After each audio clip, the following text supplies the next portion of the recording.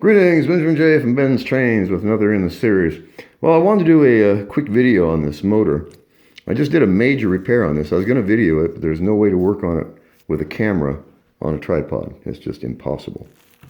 Anyway, had to pull the wheels completely off of this. This gear, the intermediate gear right there, the drive gear, was completely stripped, and here it is. You can see that it's just chewed to pieces to the point where it wouldn't even engage with the drive gear anymore. Just really, really chewed up. But the thing I wanted to point out, you can see my hands are still dirty. I just got this put back together. The thing I wanted to point out was what most people don't realize is in the center of this gear, there is a bearing. So it's really critical that you oil not just the wheels and the output shaft, but that bearing. And you can see that without it, it is a quite large hole. Now you will occasionally find these without the bearing in them. So when you find one that's absolutely trashed, get the bearing out of it and keep it. And that way if you find one that's oversized, you can just put the bearing on the shaft and then that gear will drop on. In any case, it was complex. Had to completely pull this apart, take the wheels off, all four of them, of course. I actually pulled the far two side off and then pulled these up enough to get that gear on and off. And this was just basically built out of parts. It was just a junk motor in the box.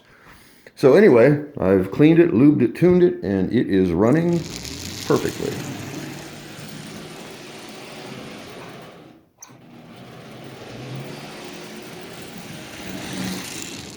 So anyway, grand total of, I don't know, probably half an hour to take a couple of old motors and turn them into one running motor.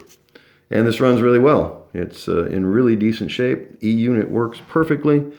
It's been lubed and tuned. You see the grease on the axle. And that's graphite mixed, graphite mixed with oil. Anyway, it makes a great lubricant.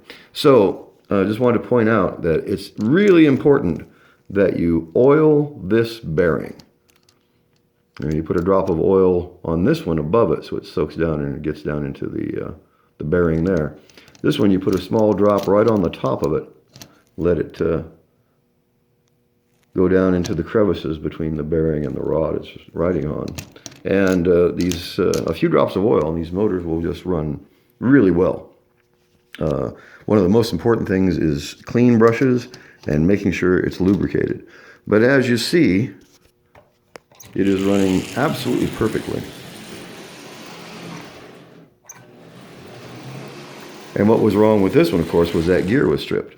And the one that I took this gear off of had a bad coil. So I haven't lost anything. I've got all that motor parts now, and I was able to repair a really nice motor, get it up and running in just a matter of a few minutes, and it didn't cost anything. This is all just stuff out of the junk box. And I pulled this out and I ran it on the bench. I thought, wow, that runs really well. And I put it on the track, and it ran about 10 feet, maybe, and then froze up solid. And I'd break it loose and do it again. That's when I realized that this gear was so chewed up, it was actually jumping out of the teeth and getting caught between them. It would just jam this motor up solid. So anyway, really nice motor. It's up and running, working E-unit, good headlight. I did replace the light bulb, of course. But the wheels have been pulled off, re-lubed, the bearings are lubed, and I replaced that gear. And like I said, this engine is just running perfectly. So I'll probably be dropping this into something. I'm not sure what. But whenever I can get a motor running, I do. And in this case, I haven't lost anything since neither one of these worked. And the one with a bad coil is never going to work again, because I'm not going to rewind the coil. But it's a great source for that gear that this one needed. And a few minutes work pulling the wheels off, pressing them back on, putting that new gear on, a couple of drops of oil. This thing's running perfectly. And a new light bulb, of course. So just wanted to do a quick video on this. As always, if you have any questions, feel free to drop me an email. BENZTRAINZ@gmail.com. And as always, thank you for watching.